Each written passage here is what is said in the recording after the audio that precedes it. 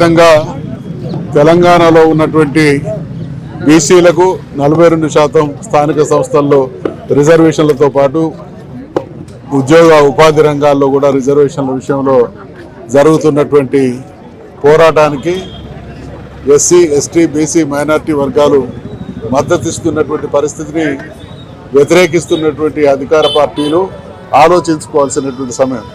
ఇది ప్రజాస్వామ్య దేశం.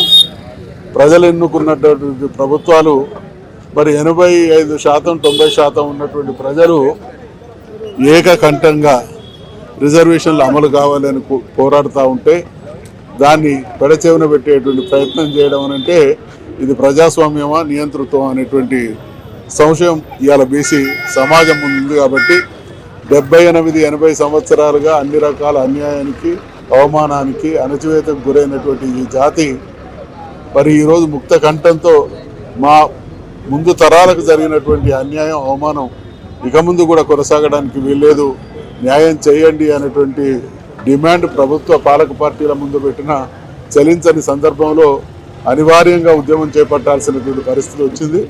ప్రజాస్వామ్య దేశంలో ప్రజలు ఎన్నుకున్నటువంటి ప్రభుత్వాలు ప్రజలకు మేలు చేసే విషయంలో విఫలమైనప్పుడే ఆందోళనలు వస్తాయి. కాబట్టి ఈ దేశంలో ఎవరు ఎదుర్కొంటున్న సమస్య పరిష్కారం కావాలన్నా అనివార్యంగా ఆందోళన చేయాల్సినటువంటి పరిస్థితి సృష్టించబడ్డది అని అంటే ఇది ప్రజాస్వామ్య సౌధానికి మంచి సంకేతం కాదు అనేటువంటి విషయాన్ని మనవి చేస్తూ ఖచ్చితంగా వ్యతిరేకుల మెడలు వంచి ఈ రిజర్వేషన్లు అమలు జరిగేంత వరకు పోరాటం కొనసాగుతుంది.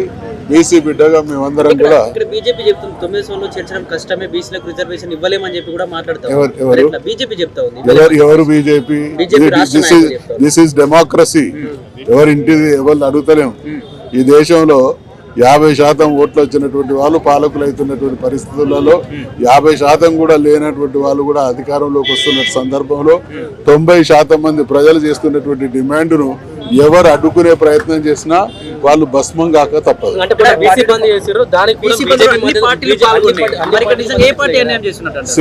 ఎవరు అన్యాయం చేస్తున్నారు అనేది ఒక్క రోజులో తేలేది కాదు. కొందరు చిత్తశుద్ధితో చేస్తున్నారు, కొందరు రాజకీయ అవసరాల రీత్యా చేస్తున్నారు. ఫైనల్ గా ఈ ఉద్యమం ముందుకు సాగేటువంటి క్రమంలో పాలకు పాలు నీళ్ళకి నీళ్లు తేట తెల్లం అవుతుంది. బీసీలు ఖచ్చితంగా పరిస్థితిని అర్థం చేసుకొని ఎవరికి ఎటువంటి గుణపాఠం చెప్పాలో చెప్పి తీరుతారు. అల్టిమేట్ విజయం ప్రజాస్వామ్యంలో. వేరే రాష్ట్రాల్లో ఏం జరుగుతున్నదో వాళ్ళని అడగండి.